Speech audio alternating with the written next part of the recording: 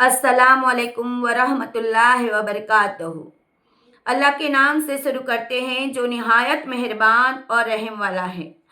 यह आयत बहुत ही असरदार फजीलतों वाली हदीसों से मनकूल कुरान की सिफा से लबरेज नबी और सहाबाओं की आजमाई हुई सूरह बकरा आयत 5 का बयान है। मुझे यकीन है कि आप पूरा सुनकर यकीन के साथ अल्लाह की मदद तलब करोगे और दुआओं में हमें भी याद करोगे। आज चारों तरफ युद्ध का माहौल है। आज चारों तरफ बद अखलाकी का माहौल है। आज चारों तरफ मुसीबतें घर कर गई है।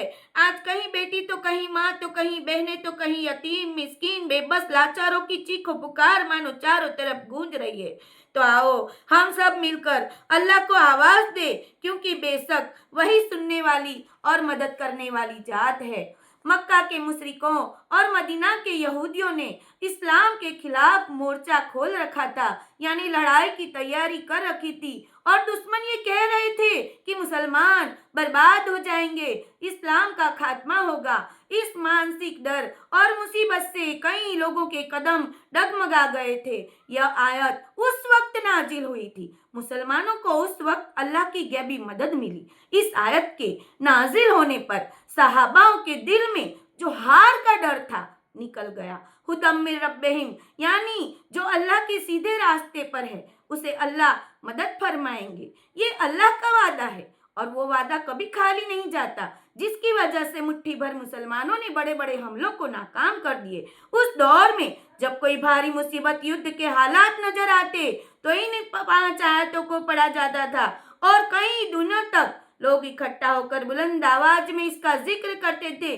बाकी सब दिल में आमीन कहते थे ए अल्लाह, तूने इस आयत में कामयाबी का वादा किया है, मुझे इस मुसीबत से कामयाबी के साथ निकाल दे। इस आयत का आखिरी शब्द है मुफलिहून, यानी कामयाबी पाने वाला। आज भी कोई इंसान या कौम किसी बड़ी मुसीबत में, जैसे कानूनी मामला, लाइलाज बीमारी, दुश्मन का डर में, इन 5 आयतों को मिलाकर पूरे यकीन के साथ पढ़ेगा तो हदीस में आता है कि अल्लाह उसकी मुसीबत दूर करेंगे। 100 दफा उलाइका अला हुदम मिन रब्बिहिम दुरूद के साथ पढ़ेगा तो कानूनी मामले और मुसीबतें, कोई भी मुसीबत हो, हल हो जाएगी। इस आयत की बरकत से युद्ध के दौरान जब बम गिरते तो फटते नहीं थे। हदीस तबरानी में इसका जिक्र है। अल्लाह ने हमें जमीन पर उतारा, पैदा किया कि हम बेहतर समाज बनाएं और उनकी सेवा करें। इसलिए असली मजार तो वही है जो किसी के दिल में आपकी याद और मोहब्बत से बने। असली मूर्ति वह है जो हम अपने अंदर के बुरे विचारों को मारकर नेक इंसान दिखें। हमारा सबसे बड़ा काम यही है कि इन झूठी लड़ाइयों से बाहर निकलकर अपने अंदर की लड़ाई, दिल की लड़ाई को लड़ें। अपने खुद को पूछे, क्या सचमुच मैं एक अच्छा इंसान हूँ? क्या मुझे मेरे अमल का हिसाब नहीं देना है? और हमारी ये कलाम पाक की आयत है, इसे मजबूती से थामना है। अस्सलामु अलैकुम वरहमतुल्लाहि वबरकातुहू।